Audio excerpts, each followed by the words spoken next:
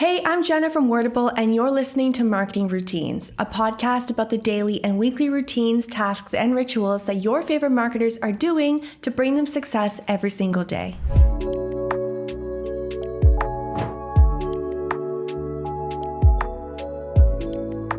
Welcome to the Marketing Routines podcast. I'm Jenna Potter from Wordable, and today I have Daniel Cmejla on the podcast. Daniel runs community partnerships and social at Chili Piper, and is here to talk about his daily habits and routines as a marketer and as someone who I imagine has a very busy job. Chili Piper is a one-click meeting scheduler that's used by some big names around the world like Spotify, Shopify, Airbnb, and Twilio, among others. They also just recently raised an incredible $33 million, and they're growing at a super fast rate. So I'm super happy to talk to Daniel today since he's someone who's been a huge part of Chili Piper's growth and brand building. So let's jump straight into this episode of Marketing Routines. Hey Daniel, how's it going? It's going great. I am just so happy to be here, and thank you for the super expert intro. I was like, wow, Chili Piper's a badass company. I feel lucky to work there. It's funny. You should do the intros for our team, right?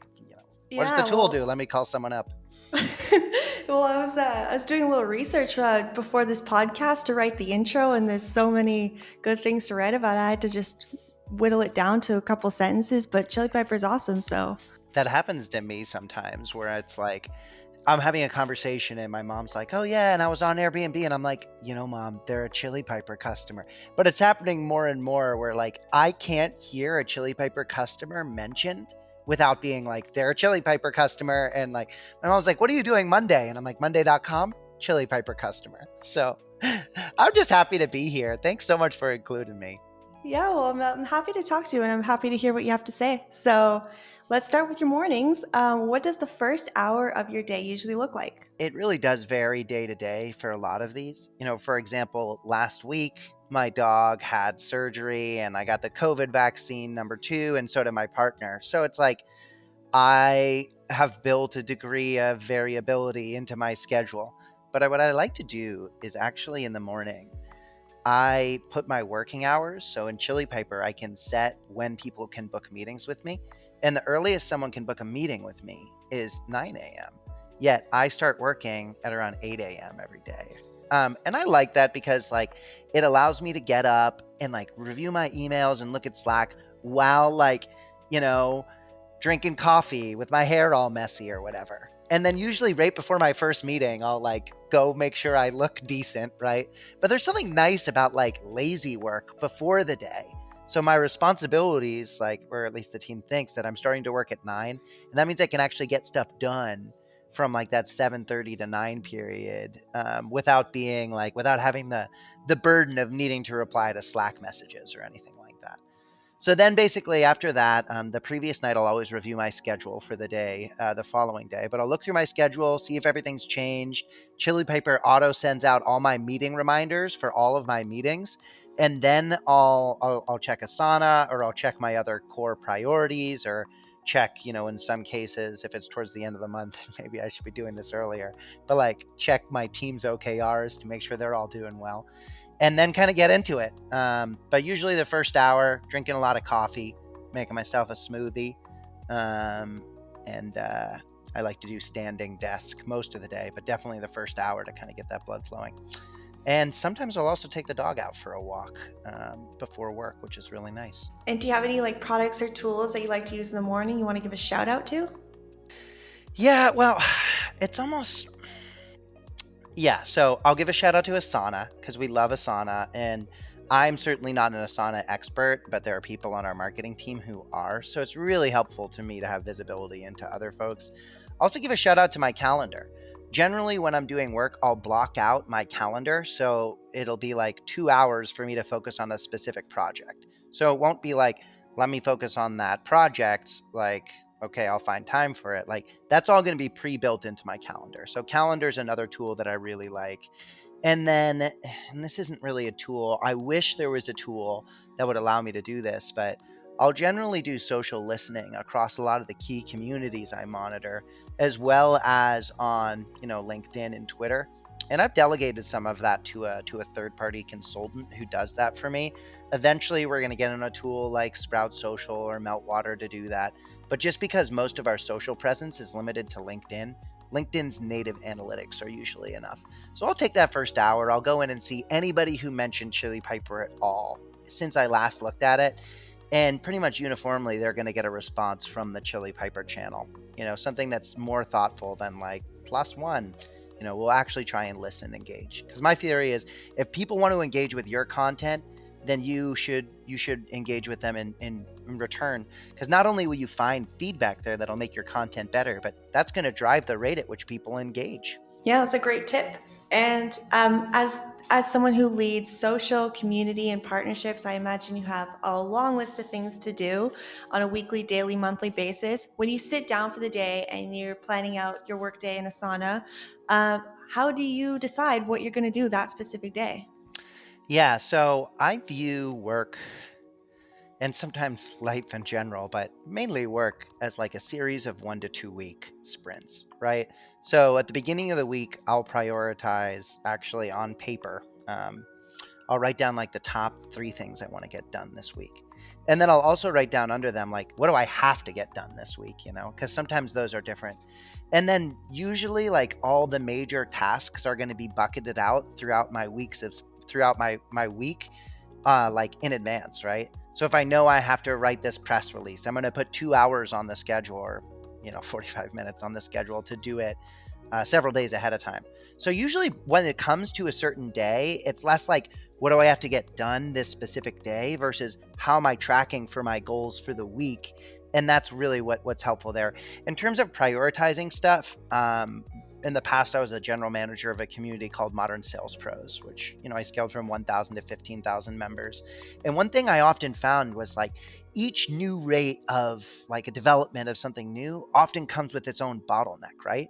So if you're going to outbound 1,000 people and ask them to join your community, then you need to be prepared the next day to set aside time to respond to those. So if I'm prioritizing things, the first thing I think is like, is this high leverage, right? Because I would rather spend my time building a system to more efficiently respond to people who I outbound than spend that time outbounding them, right? So like when I'm prioritizing, it's like, what needs to get done? What is the longest like term? Like if I have a goal to generate revenue 2 months from now, I need to start those conversations today. Versus like if my goal is to write something, I'm more likely to leave that till the very last second because no one else has gated on it apart from myself. So do I have daily tasks that I check off each day? Yeah. So we got to post to our social channel at least twice a day, on LinkedIn in particular. I need to ensure that we're doing social listening across all the channels. I have, daily meetings I have to attend pretty much every single day. And then I make sure to touch in with everybody on my team at least once per day, but usually it's more like 10 times, via Slack. But it's also fun because, one of person on my team, our channel partnership manager, Alexi, is from Greece. So it's kind of nice when you work with people in different time zones in a weird way, where I'm like, okay, I know I'm going to get done with the partnership stuff early in the day because my employee there works in Greece. And then for video, Nolan McCoy, the legendary Nolan McCoy, is based in Idaho now. So he's working behind me. So I know if it's video stuff, I could theoretically push that beyond my standard work hours. So that's kind of how I prioritize stuff. I'd say the only other way I prioritize stuff is when I forget to prioritize it, and then I get pinged, and then they're like, "Can you prioritize this?" And I'm, sure, sorry, I forgot. But that doesn't happen too often. So, talking about tools, what are your favorite tools that you personally use and your team uses as well across all areas of marketing? Yeah, I mean, there are a lot of tools that we use, particularly if we're like across all areas of marketing and sales. I'll highlight it on some of the tools that I like to use for efficiency, because that seems to be kind of like where we're doing. But one tool I cannot get over is Text Expander. So, like, I'm not sure if you've heard of Text Expander before. I've used it in all of my past roles. And then recently I was running a super PAC for Joe Biden, and I had my entire team on it. So basically what Text Expander does is it programs macros to text snippets. A great example of this would be, that example I told you earlier, when I was sending out these outbound campaigns, inviting people to Modern Sales Pros, and then getting inundated with the response. But usually the request I would get would be, Sounds great. Add me to the community. So rather than having to type out the same response a billion times or go to some Google sheet where I'm like physically copying and pasted, I've queued everything that is going to be something that I encounter like more than twice a day to a hotkey. So for example, if someone's like, hey, what's the best way to get in touch with, or, I'll even do it at a granular level. Like if I'm inviting someone to a community, I will just pre-program to a hotkeys, a really super thoughtful, like, here's how you join the community, here's the onboarding, here are all the links, and I'll just personalize the top of that. So it's like these little micro automations that save you a ton of time. But I even bring it onto a granular level. Like if someone, for example, my LinkedIn profile, I share that quite often. So rather than having to go to LinkedIn and then copy and paste it, and I don't like, is it on the home button? Like what button do I even press? Like I've just pre-programmed all of that. So I just have to do #link and it'll auto-populate my whole LinkedIn profile. My email address, it seems small, dan@chilipiper.com, but that just #DC auto-populates my email address. So that's one of the tools I love the most. I'm just a huge nerd for it and a huge fan of it. I use it all the time. Slack's probably the other tool that's most important for me. I have like probably a horror story of different Slack workplaces I'm in because my job is to monitor all these communities. Part of what's made it better is like, there's the people component of tools, right? So we have relationships with people across all of the communities that are most relevant to us, where those folks are actually social listening for us. So it's created a system where rather than having me go in each day and be like, Chili Piper, meeting automation, booking meetings, or like all the keywords that our content's around, I have other people doing that for me in a really nice organic way. So it's not really a tool. I guess the tool would be Slack, but it's also about the application of the tool. And the last tool I use is our own tool, Chili Piper, all the time. It's super helpful for a couple reasons. One, I've set a setting in there so that no one can book something for me, depending on the link I send out. Like I can send someone a link and they can book it anytime, but the standard link I set people doesn't allow them to book something on my calendar that day. So it means that like I'm not going to get overwhelmed with a surprise meeting that happens suddenly. Another thing it allows me to do is set the date range so no one can book a meeting with me after a certain period of time as well, which allows me to, have a real life. And then another thing I really like is there's this concept of meeting buffers. So I can set it in Chili Piper so that after every meeting I book, I have 15 minutes that people can't book during that period. And that's what I use for my meeting follow-up. So those are some of my favorite tools. And talking about email, how do you manage that process and what tools do you use for that? Oh gosh. Well, Pete Kazanji, my former mentor from Modern Sales Pros and Atrium here, he'd be like, Dan, I hope to God you're still practicing inbox zero. And it's my deep shame that I'm not there right now. I try to practice inbox zero when I can. That's like, I think, always the best thing to do. So basically, one thing I've done is I'm like super rigorous about keyboard shortcuts. So I've set up all the keyboard shortcuts and basically I'll go through and review my inbox probably 3 or 4 times a day. In the early morning for sure. Usually around lunch, and then I'll passively scan it. But even if I see an action item there when I'm passively scanning it, I won't take action on it unless it's in my like designated email period of time, where these are 3-4 times a day.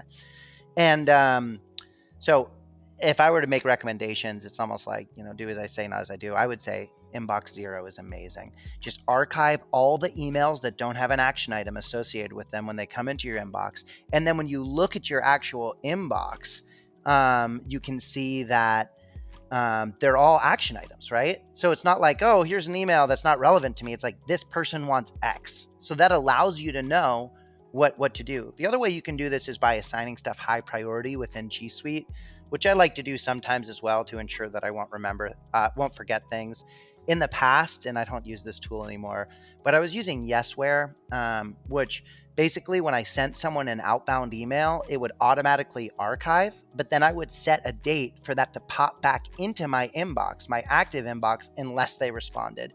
And this is really nice because it literally allows you to close the loop around every email you ever sent, right? I'll know I will never be ghosted by people, or if I will, I'll have I won't lose track of that, because if I send someone an email, they don't get back to me in 3 days, that's going to pop right back into my high priority inbox. And I can be like, hey, did you get this? Or maybe I'll like do something weird. I'll go on LinkedIn, endorse them for all their skills, send them some coffee. And then I'll be like, did you get this? I actually haven't done that last thing ever. I just think it's silly. Yeah, that's a good idea to get the burden of answering emails out of your mind, even because if you don't have the answer right away, it's just going to be looming like, I have to answer that, I have to answer that. So if you have it set to come back into your inbox at a certain point, that's a great idea to get it out of your mind. Yeah, and I mean, I think it's a real thing, like decision fatigue and work fatigue. It's like when there's so many things on your plate, it's tough to just clear your mind where you can think clearly about any specific project. Yeah, for sure. So let's talk about consuming other people's works and learning new skills and new things out there. How does that fit into your schedule, first of all? And what are your favorite books, creators, podcasts, all that type of thing? Okay.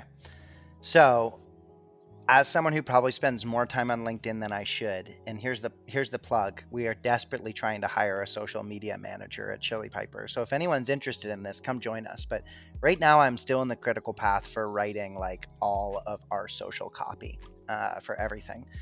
And one of the nice things is like when you're on LinkedIn, identifying where your brand fits in, you learn a lot. So I've learned a ton about, like, it's been like a crash course in everything from LinkedIn, because I make an effort not only to learn the highest performing content, but to understand why that performed well for that specific audience, so that we can then repurpose it. So I would say the number one thing I'm definitely doing to consume other people's content is spending way too much time on LinkedIn, right? Um, it'll be way too much time if I still spend that much time once we make this social media hire, right? So that's one thing I do. Like, if I could recommend one book to anybody, it would be Influence by Dr. Robert Cialdini. And, my background is not only in sales and marketing, it's in political persuasion, right? So I managed the political persuasion program for Bernie Sanders' field program, did a little bit of that for Hillary as well. Then I ran a super PAC for Joe Biden. And what I've found throughout fundraising, throughout sales, throughout marketing, throughout political persuasion, is that a lot of it's the same skill. And there are these principles that humans have been kind of psychologically predispositioned to react to that are outside of the value prop often. It's about emotions. So, like, my top bit of advice, if you can read one thing, it would be read Influence by Robert Cialdini. There'll be a lot of really scary stuff there, but the reality of it is the way that people make decisions, and sometimes folks in sales ops are like people who are trained software buyers, they are aware of these biases, so they'll avoid them. But like the way the average person makes a decision, it's going to be an emotional decision. So understanding how to use emotion in marketing, I think, is super crucial, because it's not only about the value prop that your audience sees in the flow, it's about the emotional state you're able to place them in when they're digesting that content. Because if someone's excited and they're digesting content, or they're sad digesting the same content, even though the copy is the same, it's going to be a drastically different outcome, in my opinion. So Cialdini, Influence, it's a must. And if you don't have time to read a whole book, there's a really great 10-minute YouTube called The Principles of Persuasion. It's 10 minutes. It locks through all the principles. I think they're reciprocity, liking, consensus, consistency, and some other ones, but they're really good. I guess you have to watch the YouTube to get all five, because I could only give you four. I'm sold. So yeah, I'll have that linked on the show notes page, and I'll also hunt down that YouTube video you just mentioned, and I'll link that out as well. It's amazing. It blows your mind. Like, did you know that people are twice as likely to follow someone wearing a suit into oncoming traffic than if they're not dressed well? Like, that's crazy. Like, why would that be the case? Like, if you leave a mint at a restaurant, you're a waiter or a waitress, and you leave a mint, on average, the act of gifting someone a mint is going to increase your tips like 8%. And make sure to watch the clip, because I'm pretty sure I got that last stat a little bit wrong. So, yeah, it's a big increase though. We'll have to fact check that. So what does your work setup look like? Are you working from home or from a co-working space? Do you balance it? Do you mix it up? And has anything changed since the pandemic started with how you're working? Yeah, I would say this would be an example of like maybe don't work how I work in terms of my setting because like I like to be in one place when I'm focused on a task and I won't move till that task's over. But like I can at times find work monotonous. So I like to change up the place in which I work. There are certain things like when I'm, in meetings, I'll usually stand here in my kind of living room taking these meetings. I live in Burlington, Vermont.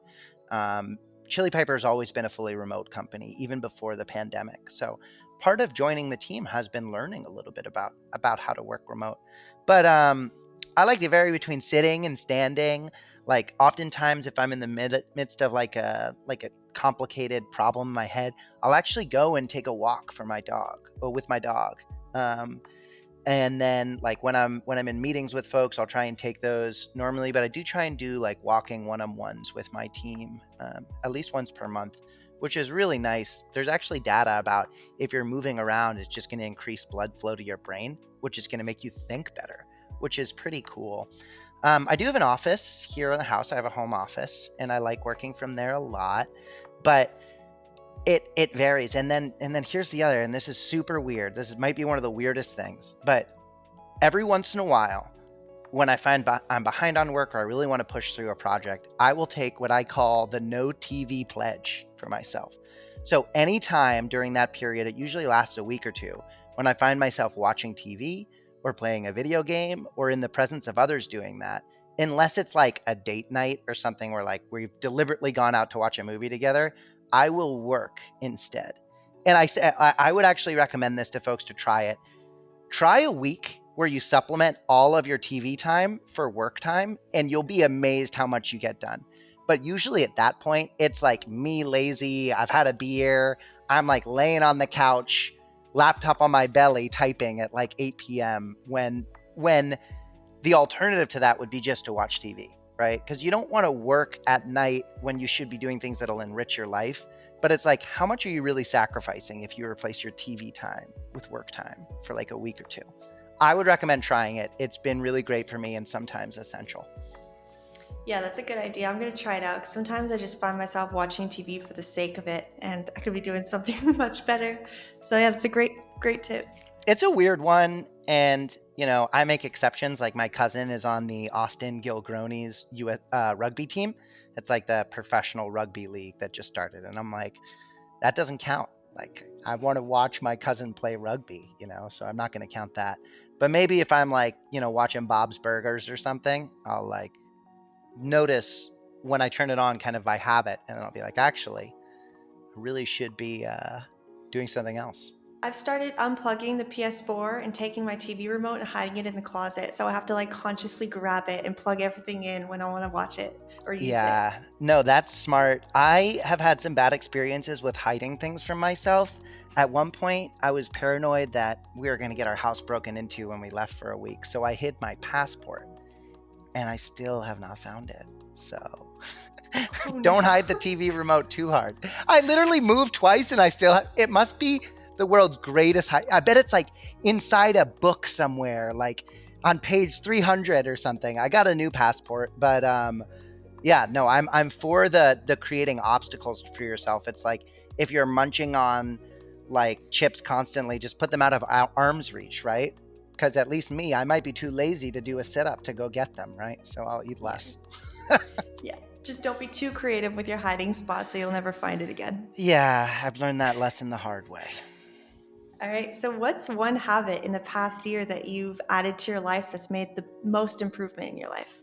Yeah, probably getting up earlier. And this, it changes. So, like, the last few years have been interesting for me because I've gone from like an individual contributor to a strategic player, and now I'm managing a team while trying to hire, an additional 3 people to grow that team.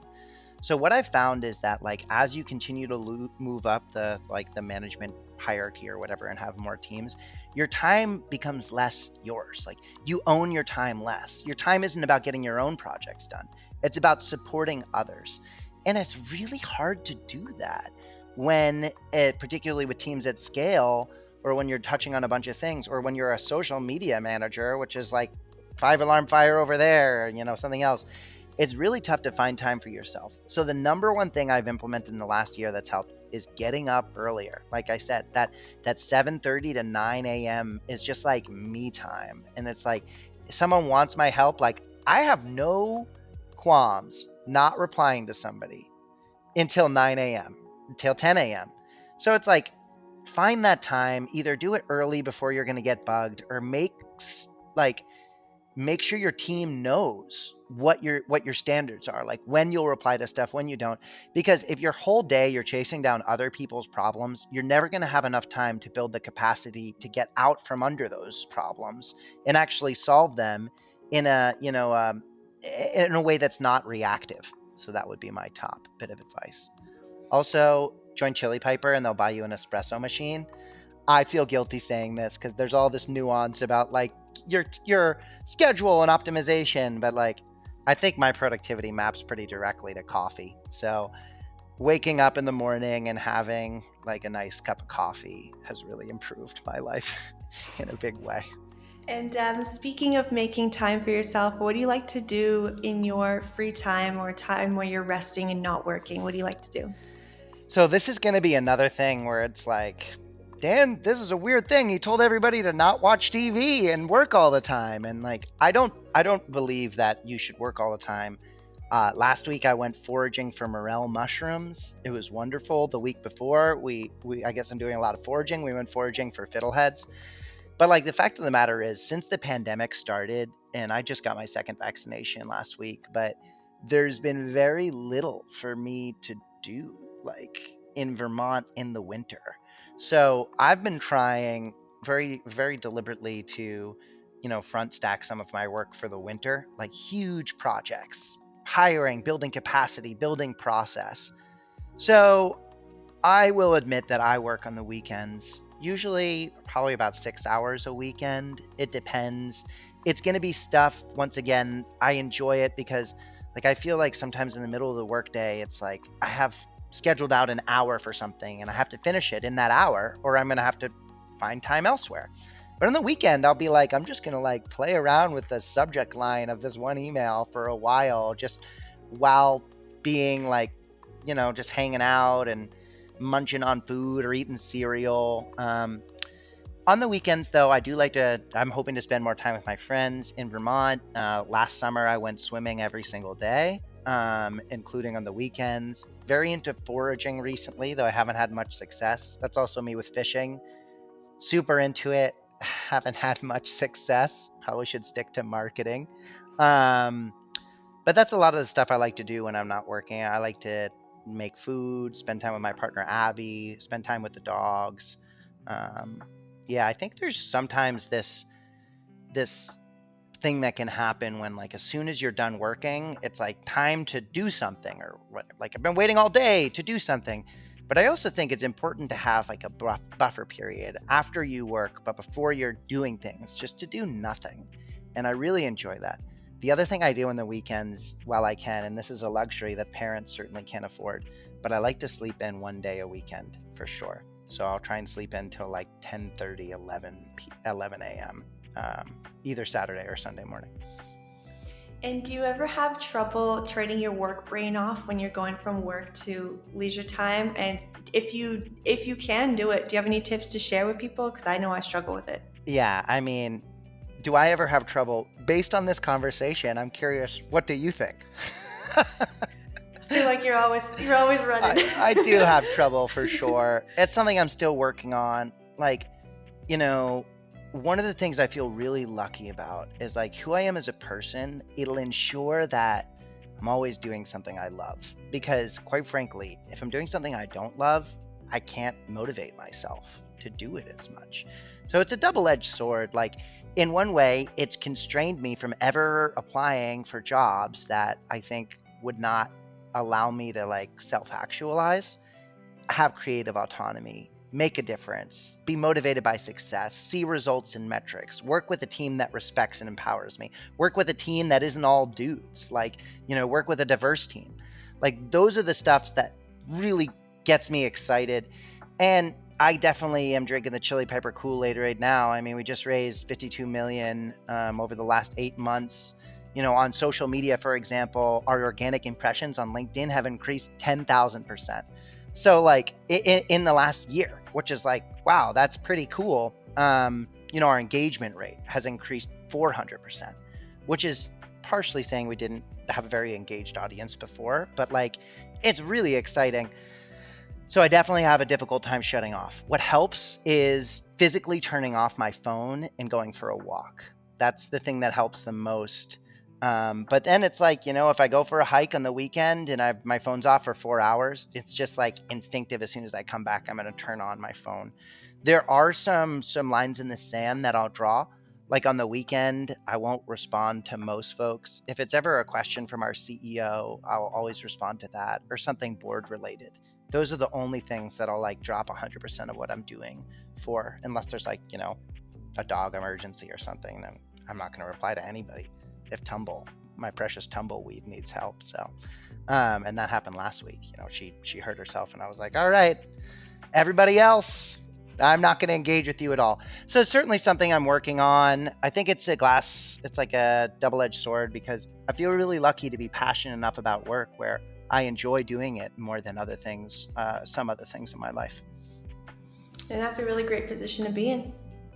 Yeah, I mean, for me, not for the people who want to see me fixated on work all the time, right? It's okay. It's something I genuinely am working on, my work-life balance, because it is a lot to just be like really passionate, to be more excited about work than a lot of the other things. And it's changing now that it's summer and we can get out and see other people, but it's I don't know how sustainable it is. It's been great for me for the last 6 years. I've been loving it. I've always found stuff I'm passionate about and people that I'm passionate about working for. But yeah, turning it off is tough. The best way is just to physically turn off all your devices and get away from them, for me at least, and get out in nature. Those are some great tips. And my second last question for you is, how do you usually spend the last hour of your day? So before you go to bed, what does that last hour look like? It depends on the day of the week. If it's Friday, I'm going to spend that last hour being like, do I need to work this weekend to get anything done? And if not, to prep out my next week, right? So at the end of the week, I like to prep out the next week. The last hour of the week also, I will always review whatever meetings I have tomorrow and see if there are any action items resultant from them that I haven't taken. Also, something I like to do in the last hour of my week is the last hour of my day, I'll usually change working spots, right? Because like I at times can, everybody, they go through like waves of energy during the day, right? And what I've found is that if I'm feeling a little unmotivated towards the end, maybe I'll work outside or something for that last hour. And then one of the last things I do is I'll just briefly go on to LinkedIn, check to see if there's anything I need to respond from the company account on, check my Slack messages, am I good there, check the email. It's those three are the ones that I mainly focus on, although Twitter as well, so I guess there's the fourth. And my final question for you is, who do you think that we should have next on this podcast? Either someone you know has a good routine, or you want to know what they're up to on a daily basis. Yeah, I think we could use like someone who's like got a great work-life balance after this one, right? You're like, hey, everybody, here's advice. Dan doesn't do it the best, but somehow it's been working out for him. Let me think. Well, are you just trying to talk to marketers? Yeah, so it could be any type of marketer, SEO, agency owner, anyone who's in that world. I mean, Kaylee Edmondson is our director of demand gen, and I would be curious because I want to know what her day-to-day is like. I don't know how she does it. She does more than almost anybody else on the whole team. She runs her own podcast and she has kids. So like I'm very amazed by that. So she does a great job there as a marketer. Who else would I be curious? Like people, I would be curious like what the routine was for someone like Daniel Murray, who like, why I'd be curious? Because I want to know how he always finds those amazing tweets to repost on. Like when is he doing that? Is he doing it the night before? Because I'm seeing he runs this thing called the Marketing Millennials, and I am just like obsessed with the level of engagement they have on LinkedIn. But I'd be curious, like, tactically his strategy. So maybe that's not a great example. I just want to see it so I can see what he's doing. Kaylee would be a great person. Lorena Morales from Go Nimbly would be a great person. She's the VP of marketing there. And it's always tough when you're at a consultancy shop because there's so much stuff. Like, you're going to have 40 employees to run a business versus Chili Piper, where we have closer to 150 now. So she would be really cool to talk to, and she's a very riveting speaker. Those are the ones that stick out right now for me. Yeah. Cool. I'll have to reach out and you'll have to. You should talk to Jared Robin from Rev Genius. He would be cool to talk to because he's one of those people who I'm like, I don't know how he does it. It's the people who I'm like, how do you do it all? That's what I want to know. And hopefully they're not like, well, guided meditation and yoga in the morning, like, because, well, that'd be cool if they were, I guess. But I think a lot of us are like, able to function. Some people are enabled by their process, and some people are able to get it done with their process. I think I'm probably the second one.